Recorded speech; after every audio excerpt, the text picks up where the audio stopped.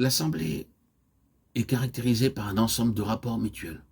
Or, si l'assemblée a une bataille à livrer, c'est essentiellement parce qu'elle reconnaît Jésus-Christ comme son Seigneur.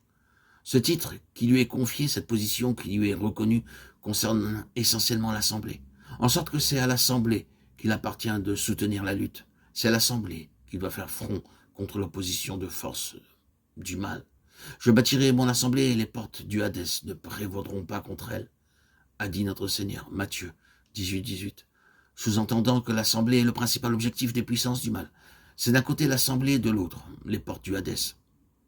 Ces puissances du mal doivent être rendues inefficaces par l'intermédiaire de ceux qui appartiennent à l'Assemblée. Permettez-moi ici de vous prévenir d'y regarder à deux fois avant de vous aventurer seul contre les puissances des ténèbres. Si vous vous y risquez, vous constaterez que vous avez affaire à trop forte partie. Je pourrais même être beaucoup plus clair. Vous constaterez que vous êtes terriblement malmené. Soyez sur vos gardes. Un assaut personnel individuel isolé contre les puissances du mal est une entreprise hasardeuse. C'est à l'Assemblée d'intervenir dans ce domaine. L'Assemblée peut fort bien n'être représentée que par 2 ou 3 personnes. Mais le principe d'une action de corps représentatif doit être respecté. Cela ne signifie pas qu'on ne doive pas résister personnellement au diable, que nous ne soyons pas appelés à tenir individuellement, à nous opposer fermement à ses manœuvres. Mais si vous entendez vous livrer à un assaut contre les forces terrestres du malin, vous aurez à rester sur le terrain de l'Assemblée pour en venir à vous. Car le Seigneur a fait de cette chose-là une affaire d'assemblée. Par quoi j'entends une affaire relevant du corps et non d'un membre individuel.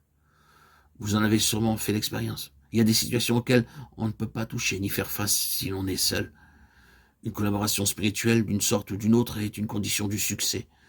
Sur ce point d'ailleurs, le Seigneur ne nous laisse pas faire ce que nous voulons. Si vous faites profession d'avoir eu les yeux ouverts sur la vraie nature de l'Assemblée, si vous avez rendu un témoignage à ce qu'elle est pour vous, le Seigneur vous tiendra lié au principe qu'elle représente. Vous ne parviendrez pas à dominer seul telle ou telle situation. Dieu vous montrera que vous devez présenter la situation à l'Assemblée. Et toute votre vie sera bloquée tant que vous n'avez pas fait de cette affaire une affaire d'Assemblée. Le Seigneur est très jaloux de son Église. Satan est capable de mettre une vie entière sans dessus-dessous quand on s'aventure seul au-devant d'un antagonisme spirituel. Prenez à cœur ce que je vous dis, car cela peut vous concerner directement à plus d'un égard. Tout cela est vrai. Savez-vous vraiment ce que c'est que la vie d'assemblée? Vous me comprenez naturellement, quand je parle de la vie d'assemblée, je ne parle pas de ce que les hommes appellent habituellement l'Église. Je parle de ces rapports spirituels qui unissent les enfants de Dieu, de cette dépendance mutuelle des membres de Christ.